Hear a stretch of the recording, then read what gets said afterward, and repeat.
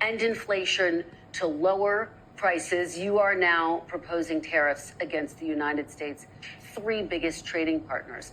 Economists of all stripes say that ultimately consumers pay the price of tariffs. I don't believe it. Can you guarantee American families won't pay more? I can't guarantee anything. I can't guarantee tomorrow. But I can say that if you look at just pre-COVID, we had the greatest economy in the history of our country.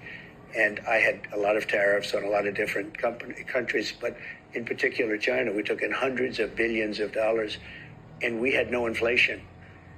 In fact, when I handed it over, they didn't have inflation for a year and a half. They went almost 2 years just based on what I had created.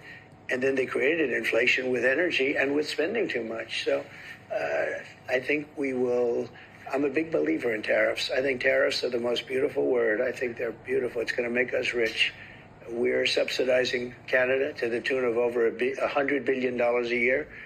We're subsidizing Mexico for almost $300 billion.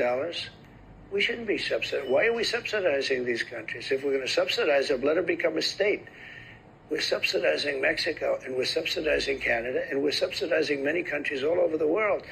And all I want to do is I want to have a level, fast, but fair playing field. Sir, your previous tariffs during your first administration cost Americans some $80 billion. And now you have major companies from Walmart, Black & Decker, AutoZone saying that any tariffs are going to force them to drive up prices for their consumers. How do you make sure that these CEOs, that these companies don't, in fact, pass on the cost of tariffs to their consumers? They cost Americans nothing. They made a great economy for us. They also solve another problem. If we were going to have problems having to do with wars and having to do with other things, tariffs, I have stopped wars with tariffs by saying, you guys want to fight, it's great, but both of you are going to pay tariffs to the United States at 100%. And they have many purposes, tariffs, if properly used. I don't say you use them like a madman. I say properly used.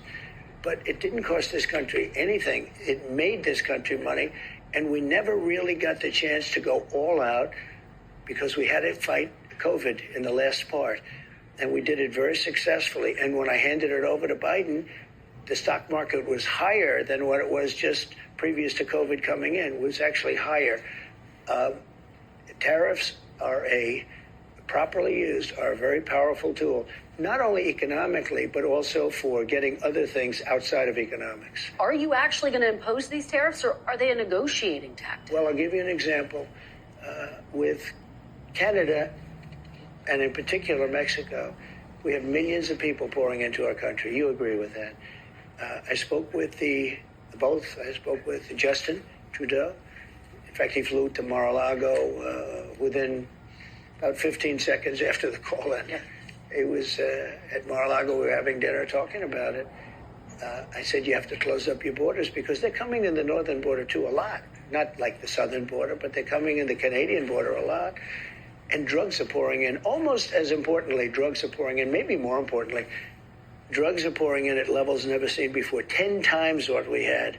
They're just pouring in. We can't have open borders. And I said to the president of Mexico and to Justin Trudeau, if it doesn't stop, I'm going to put tariffs on your country at about 25%. The chairman of the Federal Reserve, Jerome Powell, said he will not leave his post even if you ask him to. Will you try to replace Jerome Powell? No, I don't think so. I don't see it. But I think if I told him to, he would. But if I asked him to, he probably wouldn't. But if I told him to, he would. You don't have plans to do that right now? No, I don't. Okay. Let's talk about mass deportation, one of your big agenda items.